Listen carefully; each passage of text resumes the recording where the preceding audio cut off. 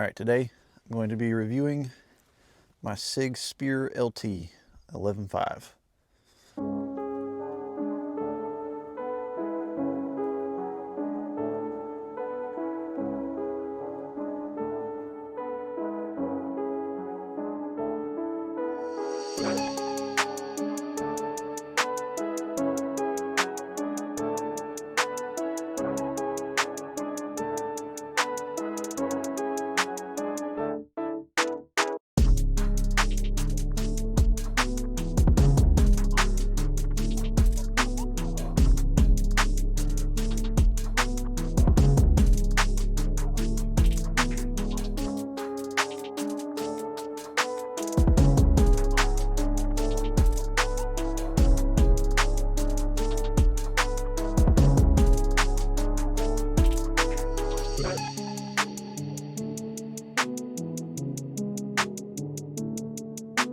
Start out with saying I have close to 3,000 rounds on this. I know for a fact I have two. First I'll go over how I have the rifle set up. This is an 11.5, and at the tip we have a SLX C762. This one fits on the original SIG muzzle device, which is not the best muzzle device. I'll get a close-up of that later, but I do like how it mounts. It's a taper mount with a locking collar, but as you can hear that, you just thread it on hand tight and lock the collar. I've never had an issue getting it off, ever. I have a Surefire Mini Scout Pro. It's a small one, the high candela throwhead. This is a knockoff Ingall because I don't have Ingall prices. Seems to be working all right, so screw it. I don't have my night vision yet, but I will test that out as soon as I get it. But it seems to hold zero. Just recently put on rail scales, a hand stop, and a 3-slot G10 panel, and I actually really like this. So far, this is my favorite setup. The majority of the rounds that I put through this rifle, I literally just had a BCM, like a rail cover, like a single rail cover, and just had no hand stop or anything, and it ran fine. Or I mean, I liked running it like that. For the optic, I have a Aimpoint Comp M5S on a Skylarworks 193 mount. I was running a magwell on this, or like when I first ordered the rifle, I had a HRF magwell, but this magwell is flared enough that I really don't think it's necessary, because reloads are pretty easy without it. So I just took it off because I like holding my rifle like this from like the front of the magwell, and it would stick out over the top of the magwell, and it's kind of uncomfortable to hold it like that, so I took it off. On the grip, I have a Emissary axle grip. There's a regular, like, not so abrasive or aggressive grip texture. I really like this grip. This is like my favorite grip so far because it backs up your length of pull, and I will talk about this later. But to get to the bolt catch and release on the right side of the gun, with a normal grip, your finger's like way up here, so you have to like break your grip and then manipulate it. But with this, it backs it up just enough to where I can do it normally. The trigger I have changed out to a Geisley single stage precision trigger. I do think this is a good upgrade to the stock trigger. Stock adapter, I'm running a Samson Manufacturing folding, like, skeletonized stock adapter in the flat dirk ebony or whatever they call it.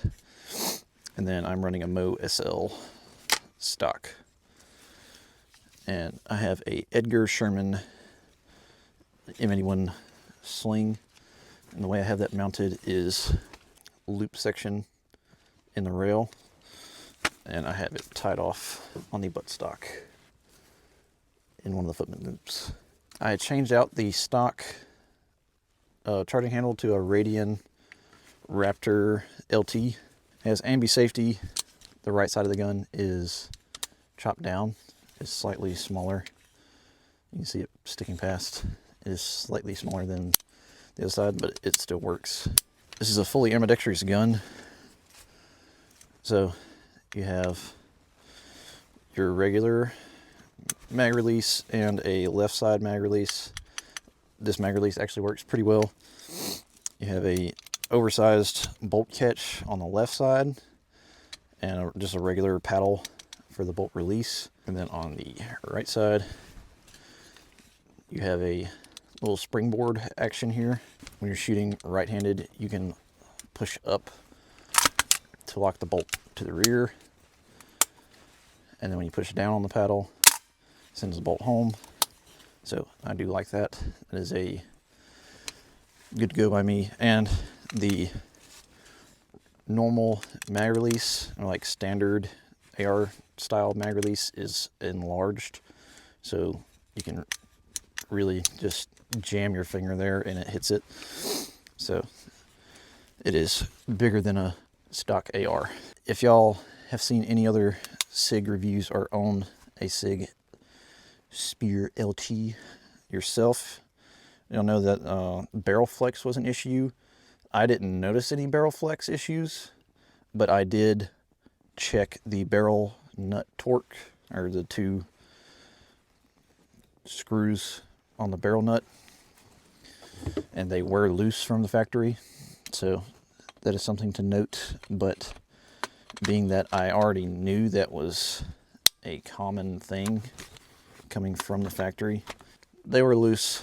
I torqued them and witness marked them, and have not checked the witness marks since, but I haven't really noticed any accuracy issues or anything coming loose just with regular shooting. So I have seen people mention that this is a heavy gun, and it is heavier than a AR-15, but I wouldn't say this is a heavy gun. I think that the only noticeable difference that I saw, like weight or could feel, was when I put the suppressor on there. The suppressor makes it way heavier. Obviously, any suppressor will, because it's just weight on the end of your gun. But without the suppressor, this thing is, I don't know how you can play it. If you're not shooting this suppressed, or like with a heavy suppressor on here, like if you have a lightweight suppressor or no suppressor at all, and just a regular muzzle device, this gun is not heavy, like at all. Going back to the muzzle device, I did have a very hard time getting the muzzle device off of the gun. I'm gonna go shoot some groups real quick, try to get some footage. I will be shooting at 45 yards because that is where my tree is. So that's where I zero my optic, and that is where I'm going to shoot my groups. So I'm gonna shoot a 10 round group and show you. Granted, this is a red dot with no magnification, and it is starting to get dark, so I will try my best.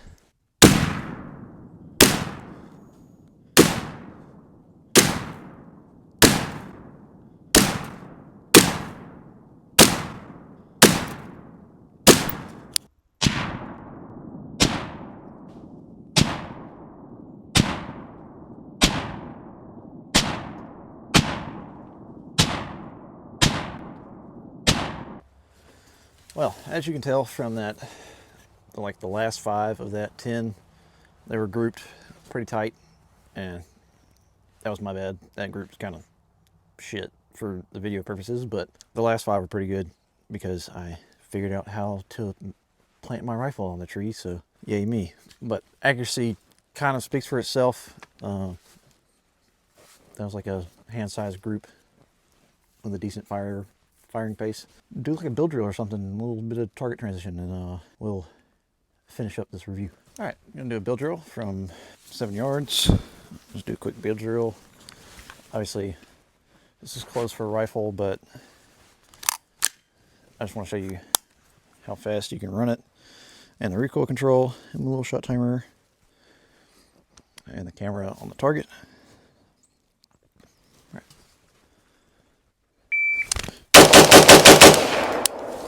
Oh, somebody forgot about height over bore. We're gonna do it again. That was a 171. All right, stand by. Low ready.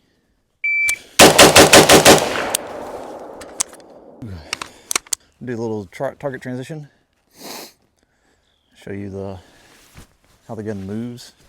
Do 3 on each.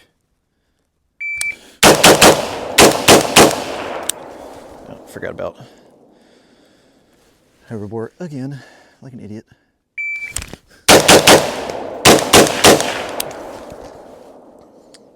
This is 268. That's the far one first.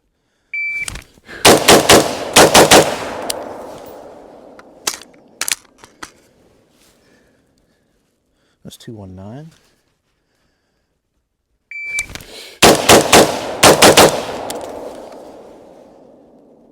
It just shoots so smooth. Like there's like barely any recoil. And this trigger rips. All right, one more time.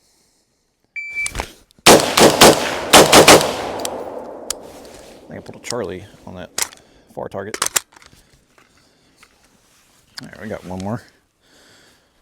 See how fast we can do a low ready. It's a 0.4. So this gun rips. Like I really enjoy shooting this thing, and the recoil impulse is extremely pleasant. Accuracy is what you make of it. The gun's plenty accurate, but you can do some work with this gun. So let's go over some positives, negatives, and what all came with the gun in the box. So came with a different grip, a different charging handle, and it came with a single Gen 3 PMag. It was not a window mag like this. It was just a regular black Gen 3 PMag. It was just one, which was slightly disappointing. It also came with a different trigger. The stock trigger is pretty good if you like 2-stage triggers. It's a little heavy, but that's just my opinion, I guess. But I'm sure everybody likes a lighter trigger than what it is, I guess. So I think they could probably get the weight down a little bit, but stock trigger is decent, but this Geisley is a lot better. Original grip is actually quite ergonomic. I do like it. It matches the rest of the gun with the color and everything, but I didn't like the little compartment on the bottom, how you have to get like a knife or something in the back of it, and it's kind of annoying and problematic to get into. So I opted for a different grip because I like this Emissary grip better, and it has a compartment very similar to Magpul grips, so very good with that. Charging handle, original charging handle works. It's actually not bad in my opinion. I don't think you necessarily need to change it, but I wanted to change it just because if your hands are wet, you might slip off the charging handle, but it was decently grippy, so it works well, but I think the Radian works better. I would have gotten a Geisley charging handle for this, but they were out of stock, so oh well. But I do like how wide this new charging handle is, so you can clear this hump where the pivot is for the stock adapter. And I guess that is kind of another, you can kind of consider that a negative if you do run a stock adapter or a folding stock adapter. This is like, you will hit your knuckle on it the first time you rack the gun, but you do that once or twice, you obviously will learn your lesson. 2-position gas block, I kind of wish it had 3, but at the same time I understand why they only went with 2, because this is a military contract gun and they don't want dumbass soldiers doing dumbass things. And that is not a dig on the military. If you're in the military, you understand what I'm talking about. I am not in the military, but I grew up around the military, and I understand how dumb some of those people are. And I understand why they only went with a 2-position, a normal and adverse. I mean, very simple, can't really go wrong, but I would have liked to have seen more gas settings, or the option to swap out the plug on the gas block for different types of gas settings. So like a little bit less, a little bit more, depending on what suppressor setup you have. If you're not running a flow through, then you could tune it per se. Positives, I do like the short stroke gas piston system. It keeps the rifle relatively clean. You can probably see the inside of my rifle is, it's definitely dirty, but that is 3,000 rounds, give or take, without cleaning at all. Not a single rag has been through this gun. I've only put lube on it and just kept shooting it and not had a single malfunction. So that is another big positive in my book. If you're spending almost $3,000 on a gun, you want it to run, and that is a-okay by me. But you can tell in the lower especially that it is very clean, like extremely. My AR lower would never ever dream of being that clean. Like, you can still see the factory paint, so that is good to go by me. Muzzle device could be better as far as like just running it bare muzzle device. If you're not putting a SIG suppressor on this, I would definitely change the muzzle device to something else. So that is kind of a strike towards the negative, because you don't want to drop another $100 to $200 depending on what you buy for another muzzle device. And the barrel is tapered, so you do have to buy the adapter or just a tapered specific muzzle device. And it does leave a little bit of a gap on the rail when you put a taper adapter on there, or like the sleeve that you can buy from SIG. I do have one of those. I have mounted a different muzzle device on this. It does look a little odd with how far it sticks out, but I will probably try to mess around with other muzzle devices in the future. But just letting you know that. A few features I forgot to mention, there is QDs on the left and right side above where the grip goes. So right behind the safety on the lower, there's 2 QD cups, and they do lock, I believe.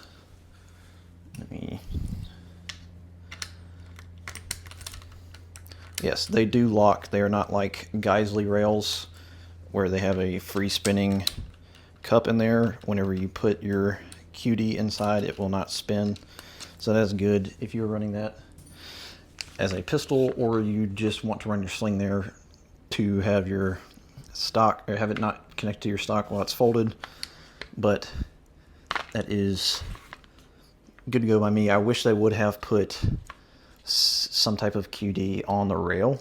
They updated the rail for this generation of MCX. This is technically an MCX rifle, but it's a Spear LT. They slimmed up the handguard and put extra set screws, or like more screws and a better fit of the rail to the monolithic upper, so you can have better zero retention on your devices. I have not really tested that to the full extent, but this laser I have mounted on it has not lost zero. But if it does lose zero, I don't know if it's because of the laser or the rail. But the rail seems to be very sturdy, and the lockup is pretty nice. But just check your torque. First thing I did when I got this rifle is torqued it and witness marked the screws, so I would know if the screws backed out, and they have not over the life of this rifle so far. But one big negative, in my opinion, is the upper to lower receiver fit. There is a little bit of wiggle if you try to flex the upper and lower apart.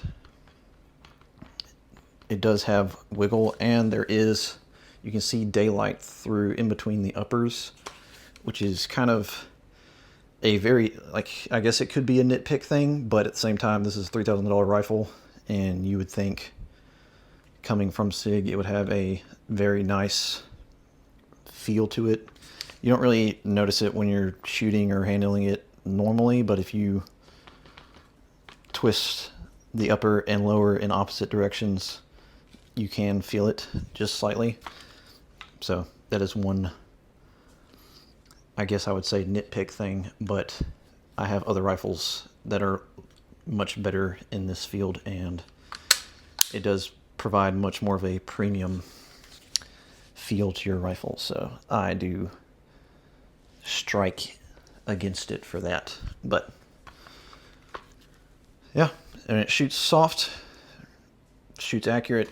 My group was not fantastic, but it can do. I have done, and it will do a lot better. I appreciate y'all watching, and look forward to more.